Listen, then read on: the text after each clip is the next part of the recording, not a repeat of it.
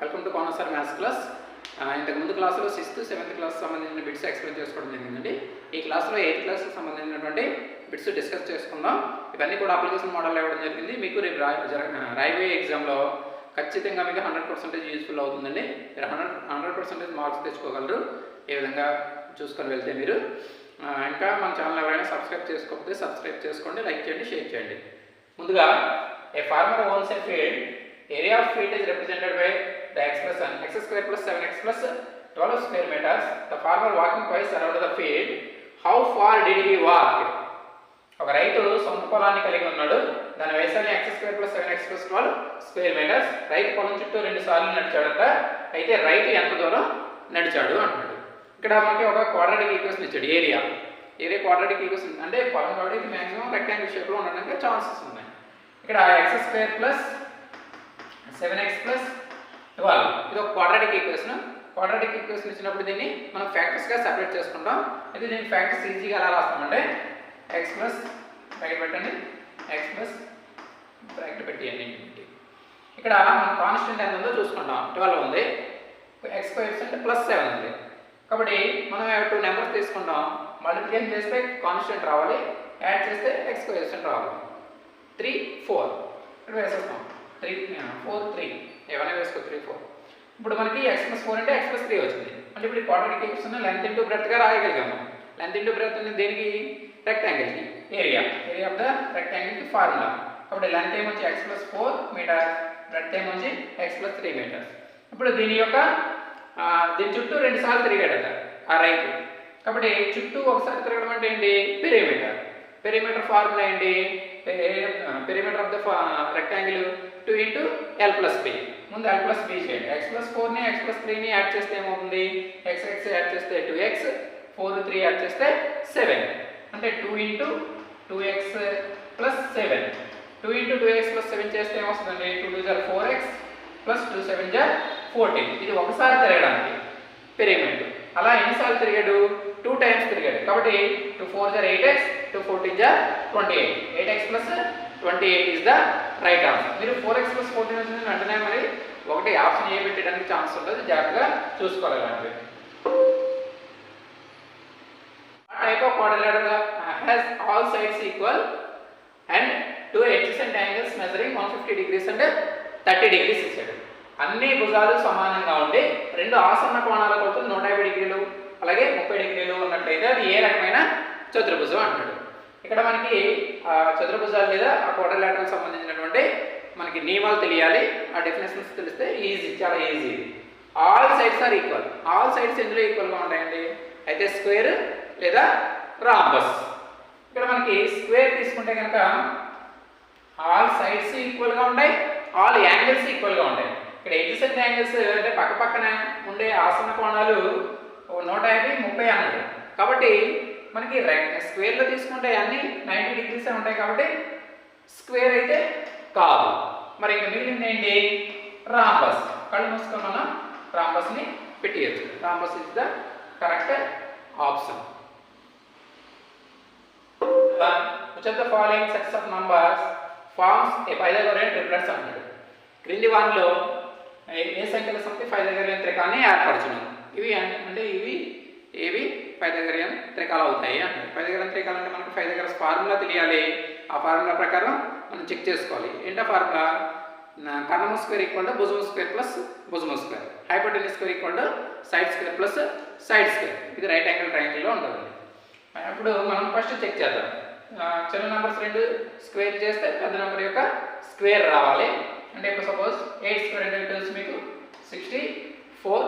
అదేవిధంగా 15 స్క్వేర్ అంటే 225. ఈ రెండింటిని యాడ్ చేస్తే మనకి 289 వస్తుంది. కానీ ఇక్కడ మనకి ఏముంది? 18 ఉంది. అంటే 18 స్క్వేర్ రావాలి. 18 స్క్వేర్ అంటే 324. కానీ మనకు వచ్చింది 289. కాబట్టి option A is the wrong answer. Next B తీసుకుందాం. బి తీసుకుంటే 7 స్క్వేర్ అంటే 49, 24 స్క్వేర్ అంటే 576. ఏంటి యాడ్ చేద్దాం? 9 6 కలిపితే 15, 1 5 7 12 1 625. 625 అంటే 25 into 25 625. కాబట్టి ఇది side square plus side square చేస్తే మనకి హైపోటెన్యూస్ స్క్వేర్ వచ్చింది. కాబట్టి option B is the right answer. Next fourth one, the volume of a cube is 3 times the volume of a cuboid. The cube has side length of 9 centimeters while the cuboid has the height of 6 centimeters and a width of 3 centimeters. What is the length of cuboid? అన్నాడు. ఒక ఘనం యొక్క ఘన పరిమాణం దీర్ఘఘనం ఘన పరిమాణానికి 3 రెట్లు ఉంది. ఘనం యొక్క భుజం పొడవు 9 సెంటీమీటర్లు, దీర్ఘఘనం ఎత్తు 6 సెంటీమీటర్లు, అదేవిధంగా వెడల్పేమో 3 సెంటీమీటర్లు అయిన దీర్ఘఘనం యొక్క పొడవు ఎంత? ఇక్కడ జాగ్రత్తగా మనం ఈ కండిషన్స్ జాగ్రత్తగా చూసుకోవాలి. ఘనం యొక్క ఘన పరిమాణం దీర్ఘఘనం యొక్క ఘన పరిమాణానికి 3 రెట్లు ఉంది. అంటే ఏది పెద్దది? ఘనం యొక్క ఘన పరిమాణం పెద్దది. అయితే ఘనం యొక్క భుజం పొడవు 9 సెంటీమీటర్లు ఇచ్చాడు, దీర్ఘఘనం ఎత్తు వెడల్పు ఇచ్చాడు, పొడవు కనుక్కోమంటున్నాడు. ఇక్కడ మనం కండిషన్ ప్రకారం ఈ ఘనం యొక్క ఘన పరిమాణం ఎక్కువ, దీర్ఘఘనం ఘన పరిమాణం తక్కువ.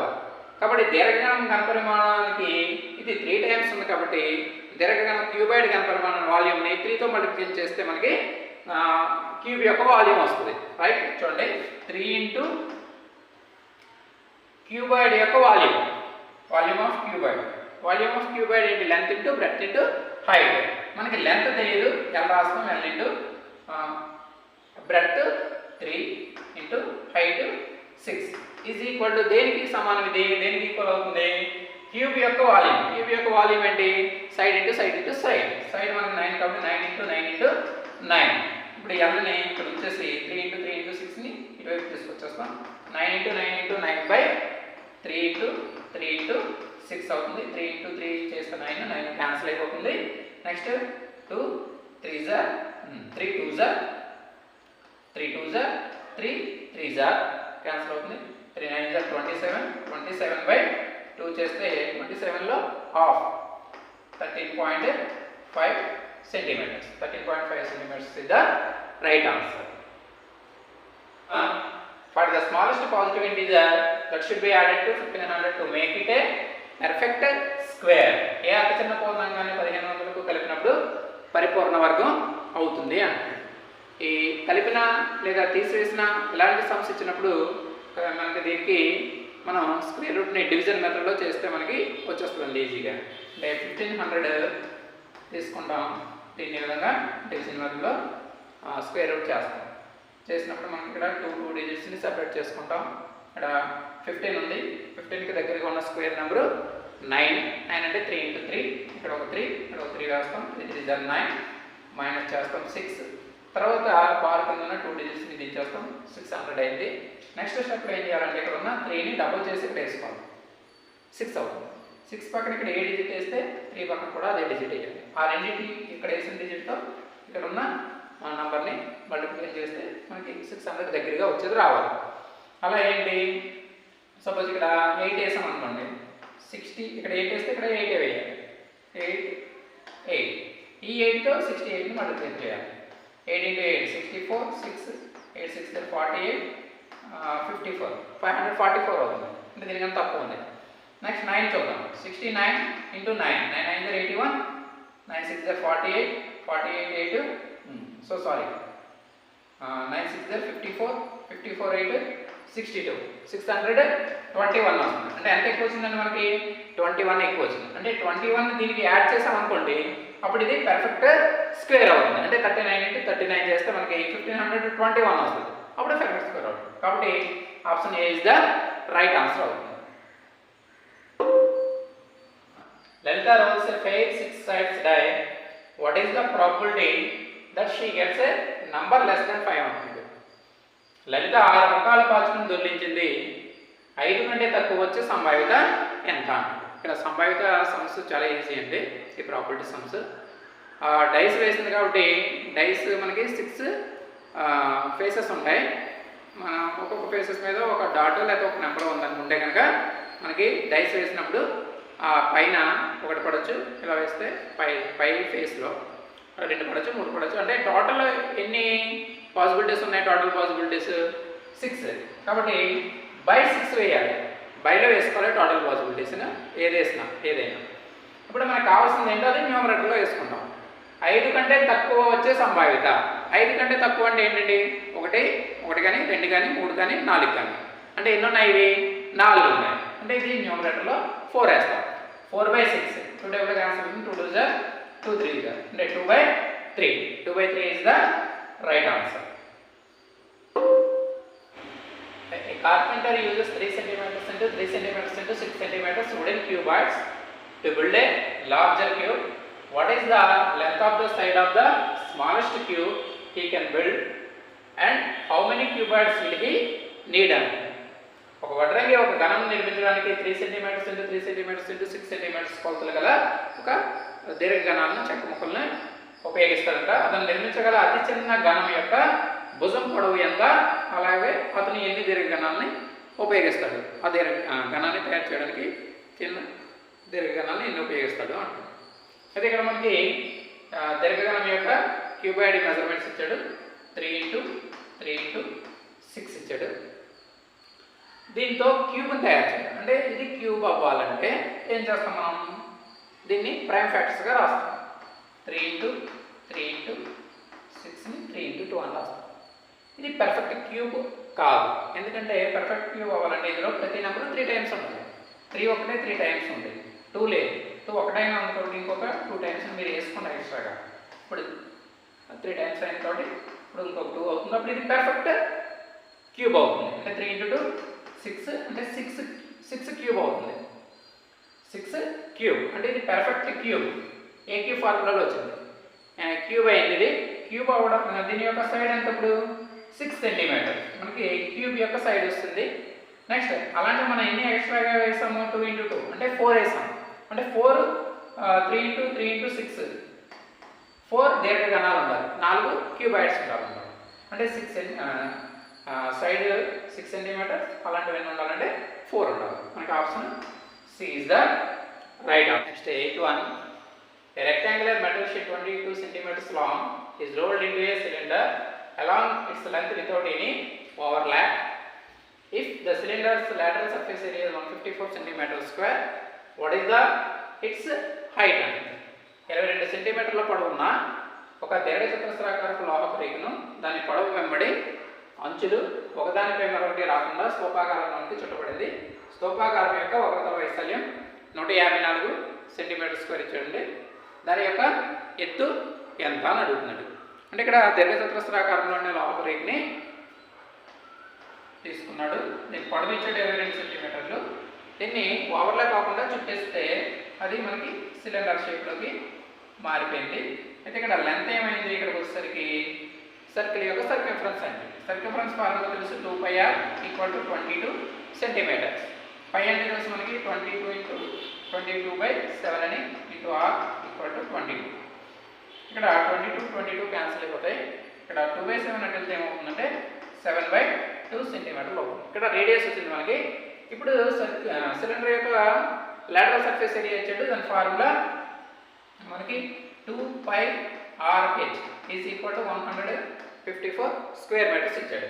ఇక్కడ r మనకు వచ్చింది, రేడియస్ 2 × π అంటే తెలుసు 22/7, r అంటే 7/2 × h = 154. 2 cancel, 7 cancel. h 22 గుణిస్తున్నట్టు భాగిస్తుంది కాబట్టి h = 154/22. ఇది 7 టైమ్స్ క్యాన్సిల్ అవుతుంది. కాబట్టి option B is the right answer. 9th sum.